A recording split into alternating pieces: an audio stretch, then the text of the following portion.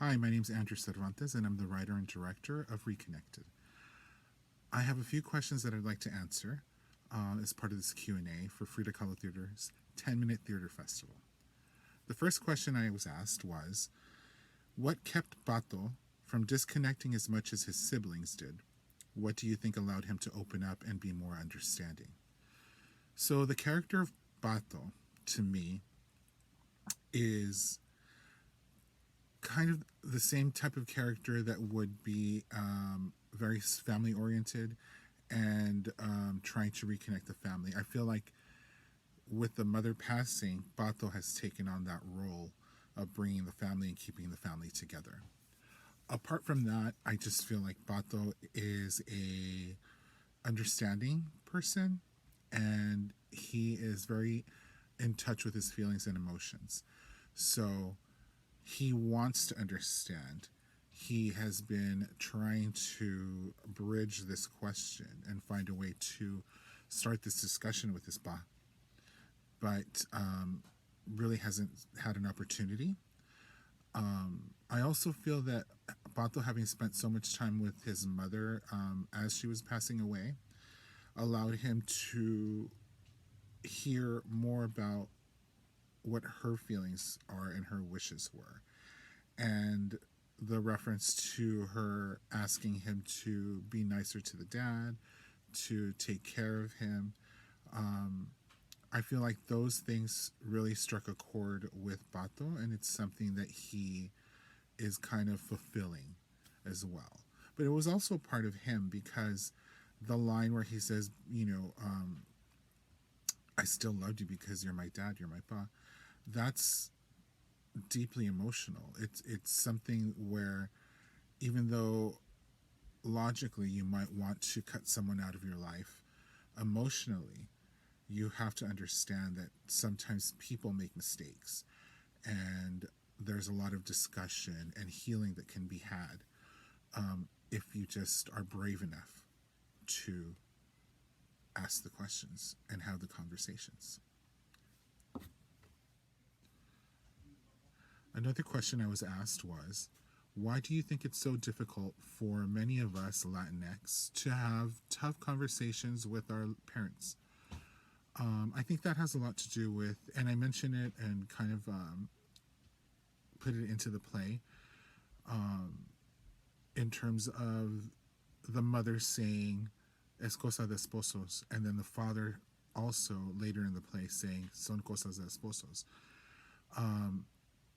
It's kind of like saying, yeah, we're not going to have this conversation, or the conversation is ending here because this is something private between a husband and a wife. And I feel like a lot of us grew up in that environment where we keep our family business within the family. We don't share it.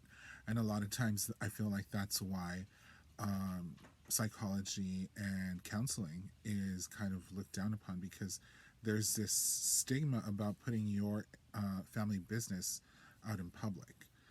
Um, so a lot of times, having grown up in this environment of trying to keep your cards close, um, you're not going to be comfortable having those conversations or asking those questions because you know it's like a private thing. Um, but I think that's our work. Like, as growing as adults who have lived through this in the Latinx, Latino communities, our job is to start moving beyond that and asking those questions and having those conversations, as uncomfortable as they may be. There's a lot to be learned, and you yourself can do a lot of teaching to your parents just by having these conversations and finding the healing in those moments. Another question I was asked was, have you ever considered Nena to take part in this conversation? I asked because it would be really interesting to see how father and daughter address the issue of violence against women as attacker and victim. That's a good question, because this 10-minute play is actually part of a bigger play that I'm writing, and in that there is a conversation that will be had between Nena and her father. I think it's an important, and it'll be enlightening to kind of see how they each approach the family secret, um, coming from different perspectives. I want Nena to have her moment and to be able to talk about everything that she's endured as a woman, as a victim of abuse.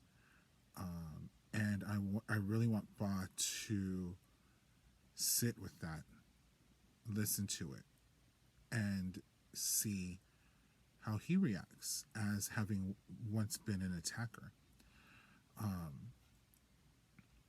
So yeah, there. Stay tuned. There will be Nena's moment. She will get to discuss and talk about her feelings and her emotions. Yeah, violence against women is a tough issue, but I feel like I do want to tread lightly when dealing with it, but I also want to be honest about it. It's not pretty. It's not clean. It can't be glossed over. So I'm taking a lot of time researching, reading, and writing that conversation. And the last question I have today is, it's said about how older generations, especially the men, don't know how to communicate either for good or bad. If they talked more, would we understand them better? Is it the younger generation's duty to pry? I mean, obviously, if they spoke more, we'd understand more. They'd get to get their emotions and their feelings out. But I think it's the idea of being raised in in an environment of machismo, right? It was always thought to be weak to cry. It's weak to show emotion. You have to be strong. You have to be the man, kind of thing. But that's toxic. That is too much pressure, and it's the exact opposite of what you naturally want to do. You know, you want to express your emotions. Crying is powerful. Like, I am not afraid of crying. I cry for many reasons, and it's never made me feel weak. I just think that, understanding the machismo behind it, and that it's not the best way to be, is important. And is it the younger generation's duty to pry? I think it's our duty to evolve, to move past this machismo that everyone had been raised in. It's our duty to acknowledge that these are things that have affected us as we were growing up, and how are we going to move past them? How are we going to teach others to move past them? How are we going to have those conversations with our parents and the older generations about it being okay to show feeling and to have emotion and to have discussions? And it's not always about keeping things secret. It's not always about pushing emotions down, because eventually they're going to bubble over anyways. So is it our duty to pry?